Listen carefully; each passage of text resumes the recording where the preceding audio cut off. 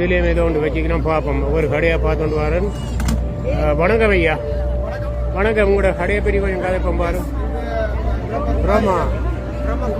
பிரம்மகுமாரி. நான் இதில் பயிற்சி போனான் ஒரு 2 வருஷம். அவன் பேரை மறந்தவுடன் அதில் போய் ஒரு சரியான முன்னேற்றம் எனக்கு வந்தது. நான் ஒரு 10 வருஷமா புத்தகம் எழுதணும் நான் டீச் பண்ணேன். அப்போ புத்தகம் எழுதணும் எல்லாம் நோட் பண்ணி வச்சுட்டு எழுதைக்கு அது மைண்டில் ஒரு கான்சன்ட்ரேஷன் பெறதுக்கு சில கஷ்டம் தானே. அப்போ இந்த பிரம்மகுமாரி கிளாஸுக்கு நான் போனேன். அப்போ அவரோட பேரை மறந்தவுடனே இது வந்து நேரடியாக போகுது. சொல்லுங்க உங்களோட பிரம்மகுமாரியோட பெரிய கொஞ்சம் சொல்லுங்க. உங்களை யோகாவே தெரியுமா? யோகா பத்மனா அவன் ஃப்ரெண்ட் தான். நான் ஃப்ரெண்டு தான் போனேன். ரைட். யோகா பத்மநாதன். சரி, இங்கே எல்லாரும் வெள்ளோடு கூட நிற்கிறோம். அவையும் வெள்ளோடு கூட நிற்கிறேன். அவர் நிறைய அந்த நோட்ஸ் அறிவினோம் நான் கிளாஸுக்கு. சரி சொல்லுங்க. இதில் நாங்கள் என்ன செய்கிறோம், அந்த சமூகத்துக்கு கணவருக்கு வாழ்க்கையில கவலைகள் இல்லாமல் பலவீனம் இல்லாமல் இருப்பதற்கு, நல்ல வாழ்க்கை நல்ல முடிவுகள் எடுப்பதற்கு, வெற்றி அடைவதற்கு இந்த தியானத்தை அறிஞ்சு கொள்வோம். அவர்களுக்கு சில திறமைகள் இருந்தாலும் அவருடைய பழைய கால சம்பவங்கள் ஞாபகங்கள் வந்து அவர்களுடைய ஆக்க சக்தியை இல்லாமல் ஆக்குற சூழ்நிலை வருது. இதையெல்லாம் தாண்டி சரியான வழியில வாழ்க்கையை வெற்றி கொள்றதுக்கு எல்லாருமே தியானம் செய்யணும். ஸோ தியானம்ன்றது என்ன மாதிரி எங்க சாப்பிட போடணுமோ அதே மாதிரி தியானம் செய்யும். ஸோ அந்த தியானத்தை செய்ய தேவை இருக்குது. ஆனா அதெல்லாம் அறிஞ்சு கொள்றது இல்லை, சொல்றதும் இல்லை, படிப்பிக்கிறதும் இல்லை. கோயிலுக்கு போறோம், பூஜை செய்யறோம், பக்தி செய்யறோம், ஆனா தியானம் செய்யறதும் இல்லை. அப்ப இந்த தியானம் பண்றதுதான் ஒரு கேள்வி குறுக்குறாக மன்னிக்கணும். தியானம் என்று சொல்லிக்க மெடிடேஷன், அதாவது ஒரு மைண்ட் கண்ட்ரோல். என்ன அப்ப இந்த மைண்ட் கண்ட்ரோல்ல வந்து இப்ப எல்லாரும் இப்படியான கிளாஸுகளுக்கு போய் பிள்ளைகள் வரக்கூடிய சூழ்நிலை இருக்காது. அவ்வளவு பெற்றோர் அதை வழி நடத்துறது பெற்றோருக்கும் இந்த சூழ்நிலை சரி வராமல் இருக்கும். இப்போ உங்களை போல உள்ள பெற்றோர்கள் அதை அதன் மகிமையை உணர்ந்தவர்கள் கட்டாயம் விடுவார்கள். அப்போ சில பேர் வந்து வீட்டிலே இருந்து சில விஷயங்களை செய்கிறதா இருந்தால் அதுக்கு பெற்றார் என்ன விதமான வழிகளை பிள்ளைகளுக்கு கை கொள்ளலாம். இப்போ உதாரணம் நான் காலம் எழும்பேக்கையும் படுக்கைக்கும் ஒரு 5-10 நிமிஷம் எனக்குள்ள ஒரு மெடிடேஷன் ஒன்று செய்வேன். அப்போ மெடிடேஷன் சொல்லிக்க நாங்கள் ஏதோ ஒன்றில் மைண்டை ஃபோக்கஸ் பண்ணி வேறு சிந்தனையில் தவிர்க்க எங்களோட மைண்ட் வந்து கொஞ்சம் கிளியர் ஆகும். அப்போ அதே மாதிரி வந்து என்னன்னா முக்கியமான விஷயம், பலவிதமான தியானங்கள் இருக்குது. இந்த ராஜ்ய தியானம் பண்றது உங்களை சுயத்தை ஆட்சி செய்கிற தியானம், அதான் ராஜா, அது அரசன் ஆகிற தியானம். அதுக்கு முதல் விஷயம் நீங்கள் வந்து உங்க பிள்ளைகளையோ நீங்கள என்ன செய்யணும், நீங்கள ஆத்மாக்கள் என்ற உணர்வுல வாங்க. இந்த ஆத்மா இந்த உடல்ல இருக்குது, இந்த ஆத்மா உடல்ல இயங்குது, ஆத்மா இந்த உடல் மூலமாக தன்னை வெளிப்படுத்துது. அந்த ஆத்மா அமைதியானது என்ற அந்த விழிப்புணர்வு வரும். அமைதியானது, அன்பானது, சக்தி உள்ளது, பேரானந்தமானது, தூய்மையானது. இந்த விழிப்புணர்வை உங்களுக்குள்ள அடிக்கடி கொண்டு ஞாபகப்படுத்தும். எவ்வளவுக்கு அந்த விழிப்புணர்வை நீங்க தர்றீங்களோ அந்த அளவுக்கு அந்த அட்டென்ஷன் கவனம் கொடுக்குறீங்களோ அதுதான் உங்களுடைய வாழ்க்கையின் அனுபவமாக ஆகும். அப்ப அதை முதல் செய்யுங்க. அப்படி அந்த உணர்வை உங்க பிள்ளைகளுக்கும் கொடுங்க. அடுத்த விஷயம் வந்து ராஜ்ய தியானம் சொன்னால் உங்களை அறிந்து கொள்ளுங்கள், அடுத்தது இறைவனை அறிந்து கொள்ளுங்கள். தியானம் என்றது என்ன, உண்மையில யோகம் என்றது தொடர்பு, அதாவது இறைவனோட சரியான தொடர்புல வார. அப்ப இறைவனை நினைக்கிறதன் மூலம் இறைவனுடைய குணங்கள் சக்திகள் எல்லாமே உங்களுக்கு அவரை நினைக்கிற பொழுது அவரை அந்த குணங்களை வந்து நீங்கள் உங்களுக்குள்ள கொண்டு வரதான் தியானம். அப்ப அதை இறைவனை நினைவு செய்யற நிலையில நீங்க வரவும். அப்ப அதுக்கு முதல் ஆத்ம உணர்வு இறைவனை நினைவுலையும் வரவும். அந்த இறைவனை நிலை செய்ய உங்கள் இதெல்லாமே பழக்க தோஷத்துல வரும். முதல் ஒரு சின்ன அனுபவமாக இருக்கும், ஆனா போக போக நீண்ட அனுபவம் ஆகும். சரி, இறுதியாக ஒரு கேள்வி. உங்களை பொறுத்தவரை நீங்கள் இவ்வளவு காலம் இதை நடத்தி கொண்டிருக்கிறீர்கள். இப்ப நீங்களும் ஒரு அம்மா அப்பாவுக்கு பிறந்த ஒரு சின்ன பிள்ளையா வளர்ந்துதான் வந்திருக்கீர்கள். ஒரு ஏச்சை தாண்டினோட தான் இப்படியான சிந்தனைகள் உங்களுக்கு ஏற்பட்டிருக்கு. அப்ப எப்படிப்பட்ட ஒரு சூழ்நிலை இதோட ஈடுபடணும்? என்ன பொறுத்தவரையில எனக்கு நான் தியானம் செய்தா எனக்கு நல்ல கான்சன்ட்ரேஷன் பவர் வரும். ஏன்னா நான் வேலையை செய்து படிச்சு கொண்டிருந்தோம். ஸ்ட்ரெஸ் கூட ஸ்ட்ரெஸ் வேலையில இருந்து மீள்றதுக்கு தான் ஒரு வழி என்றதுனால தேடினோம். ஆனா இது வந்து வாழ்க்கைக்கே ஒரு வழிகாட்டலாக அமைஞ்சிருக்கு. ஆனா என்னுடைய எத்தனை வயதுல இருந்து நீங்க இதை 23 வயதுல இருந்து 23 கிட்டத்தட்ட டீனேஜ் தாண்டினா அப்புறம்.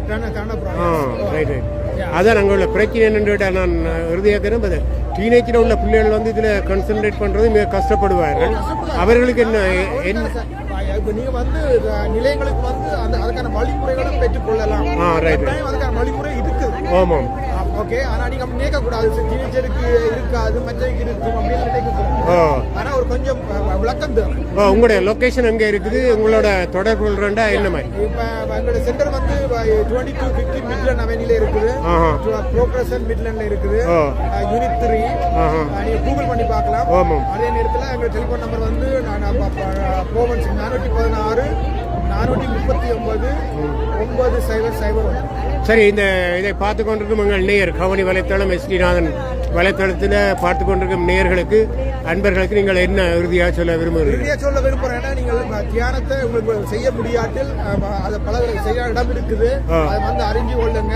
உங்களோட வாழ்க்கையில என்ன பிரச்சனை இருந்தாலும் கஷ்டங்கள் இருந்தாலும் அதுக்கான தீர்வுகளை உங்களாலே உருவாக்கி கொள்ள முடியும். அதற்கான வழிமுறைகள் உங்களுக்கு நான் சொல்லித்தரேன். சரி, இந்த வகையில் இளையவர்கள் மட்டுமல்ல முதியவர்கள் இப்போ பென்ஷன் எடுத்து போட்டு வீட்டில் இருப்பார்கள் தானே, இப்போ சில இதுவல்ல இப்படிப்பட்டவர்களும் என்ன செய்யலாம்? அவர்கள் வந்து தேவையில்லாத எண்ணங்கள் அல்லது கஷ்டங்கள் கவலைகளை பற்றி யோசிக்காமல் நல்ல வழியில் அவர எண்ணங்களை திருப்பறதுக்கான சரியான வழிமுறை வந்து தியானம் தான்.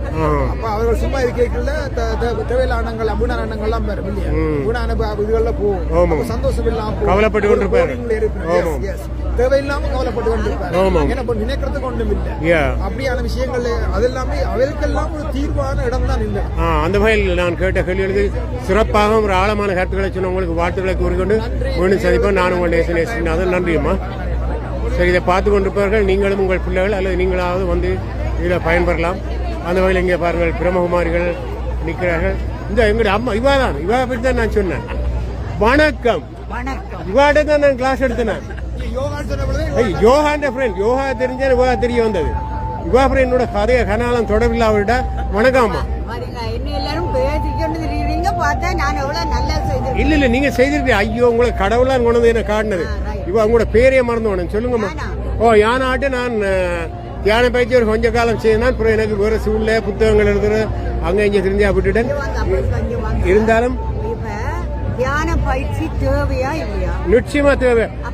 உங்கள்ட்ட நான் சொல்றேன், உங்கள்கிட்ட நான் தியானம் ஒரு கொஞ்ச காலம் வந்த அப்புறம் நான் 2 புத்தகம் எழுதி முடிச்சேன். நான் உங்களுக்கு தெரியும் தானே, யோகா போன பொழுது.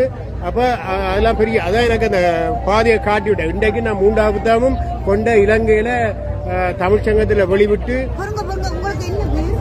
எஸ்டிநாதன்.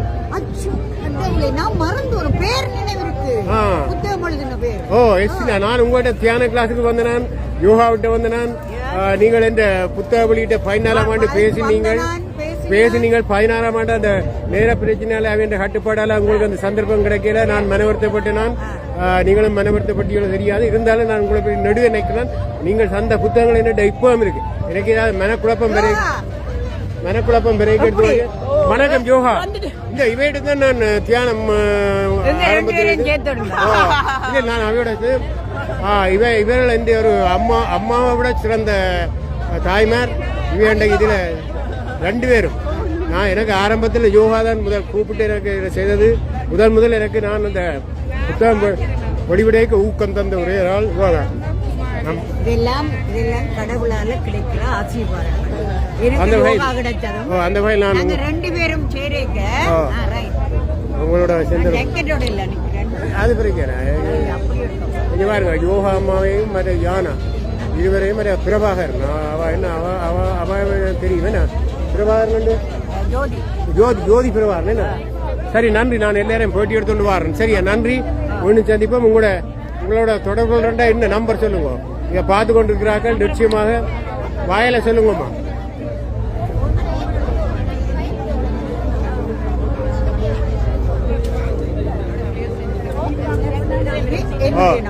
பிரம்மகுமாரிகள் இந்த டீடைல்ஸ் சொல்லுங்க. நீங்க உங்களோட நம்பருக்கு வாயில சொல்லுங்க. நான் பிரம்மகுமாரிகள் உலக ஆன்மீக பல்கலைக்கழகம் 2250 மிட்லண்ட் அவென்யூ 3. Phone number 416-439-9001. சரி, மீண்டும் உங்களை சந்திச்சதுல மிக பெருமை. உங்களோட நம்பரை சொல்லுங்க. என்னுடைய பேர் ஞானா. போன் நம்பர் 647-612-5 நான் உண்மையில இதில் மற்ற அம்மா மேலோட போட்டி எடுக்க யோசிச்சினான் நான் பார்த்தா இவங்களை பார்த்து கொண்டு நிற்கிறா அவங்க என்ன ஞாபகம் மறந்து போச்சு. நீங்கள் யாருண்டு எத்தனை வருஷம் ஒரு நான் 15 வருஷம் இருக்குதுன்னு 2014 இன்றைக்கு 2026 12 அதான் நன்றி. ஏன்னா நான் உங்களோட நம்பருக்கு சாதிக்கிறேன். சரியா ஓகே நன்றி. நான் மீண்டும் இங்கே பல